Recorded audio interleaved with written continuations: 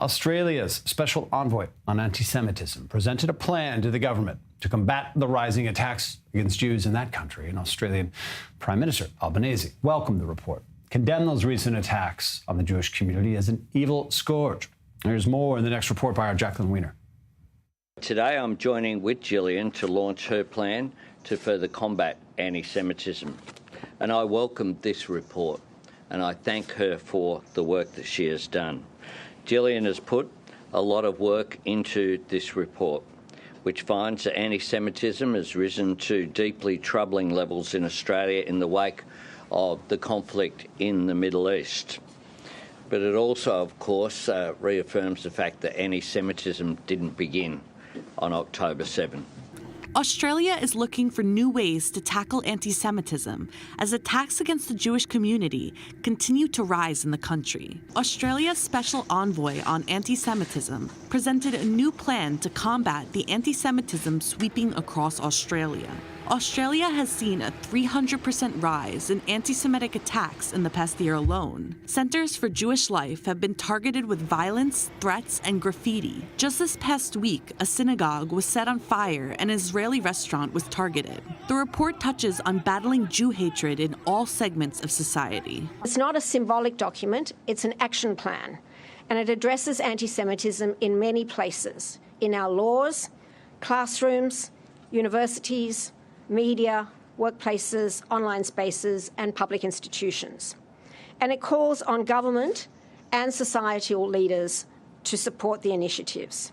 The report suggests the government instruct universities to combat anti-Semitism or risk losing funding. The universities would receive a report card system to determine how safe a school is for Jewish students and staff. It also suggests screening non-citizen visa applicants for extremist views before allowing entry into the country. The Australian government has welcomed the plan and is looking to adopt its recommendations. Anti-Semitism is an evil scourge and there is no place in Australia for anti-Semitism.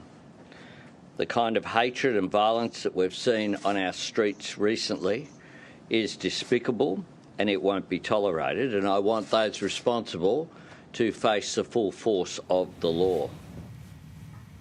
I'm glad to be joined right now by Michal Kotler-Wunsch. She's Israel's special envoy for combating anti-Semitism and a former member of the Israeli parliament. Coming to us from Montreal. Thanks for joining us tonight on the program. Thank you. Thank you for having me. Look, we have Australia in focus here today for these reasons. What are your thoughts as one of the chief activists in this realm, really worldwide? Is this a good model for how governments can respond to this growing crisis?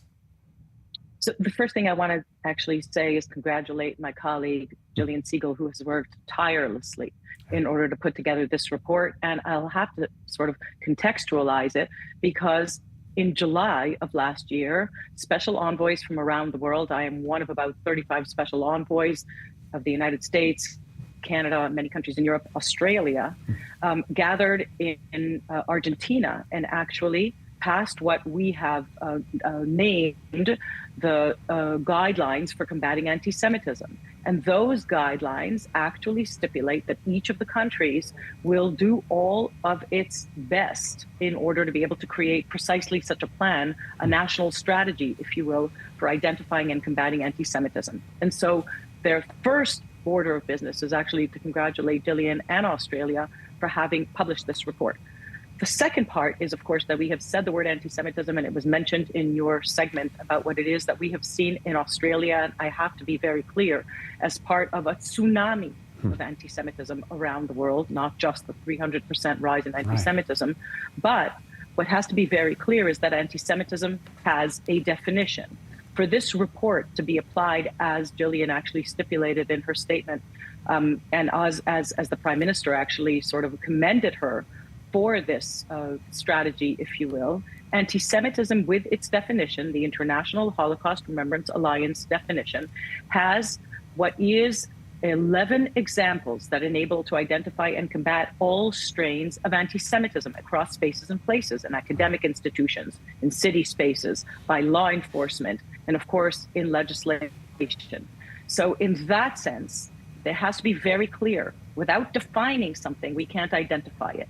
Without identifying it, we can't combat it. And the International Holocaust Remembrance Alliance, the result of a long democratic process that was adopted by more than 40 countries, more than 1,200 entities, is the single most accurate and urgent definition that needs to be used, as we have seen with this tsunami of hate that includes anti-Zionism, the modern mainstream strain. Well, you refer to this as a tsunami. I think that's a good word for it. I mean, it feels overwhelming, reading the reports from all over the world. I mean, even today in Israel, there's a story out of Japan, related to these types of incidents.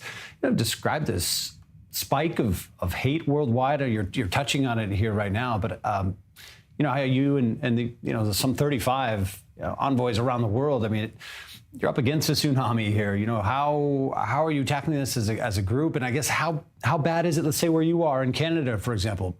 How tough of a fight is this? So just to say, I'm only in Canada temporarily. Okay. I, of course, live in Israel. Right. I did grow up in Canada, and things in Canada, as I am here, are quite bad as well.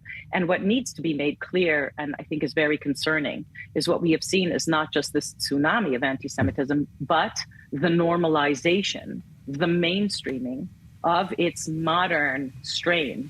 So anti-Semitism as this ever-mutating hate that has existed for thousands of years. And the Australian Prime Minister, referred to the fact that, of course, anti-Semitism was not invented in the aftermath of October the 7th.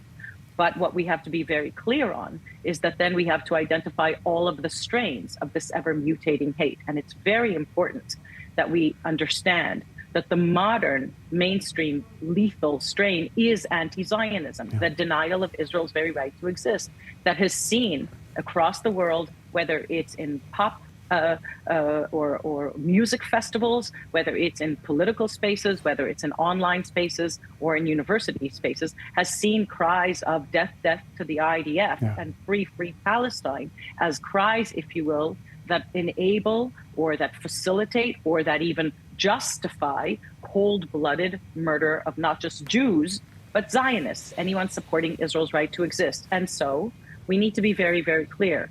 Criticism of the state of Israel, as the IRA definition clearly stipulates, of course, is not anti-Semitism. What is anti-Semitism is what we have seen as the systematic demonization, delegitimization, and application of double standards to the state of Israel. That is the Jew among nations, if you will, barred from being an equal member in the family of nations. For any of these national strategies, and the state of Israel too needs a national strategy. In our case, it needs to have an international component. For any of these national strategies to actually be worth the paper that they're written on, we need to insist on the utilization of the IRA working definition. Because, as we know from viruses, if you enable the modern strain to continue to run rampant, if you will, and infect spaces, whether it's academic spaces, social media spaces, legislative spaces, political spaces, or any other kind, then we will not be able to combat the virulent scourge of anti-Semitism. It's very, very important that we make clear that it's not enough to just publish strategies. We need to implement strategies, of course, and we will not be able to implement those strategies successfully, identifying all strains of anti-Semitism without the IRA working definition of anti-Semitism. I can't make it any clearer than that. Enlightening conversation. Michal Kotler-Wunsch, keep up your good work. Thank you for the work you're doing here as a special envoy combating this scourge worldwide. Thank you for joining us. Thank you very much, and thank you for having the opportunity to discuss it.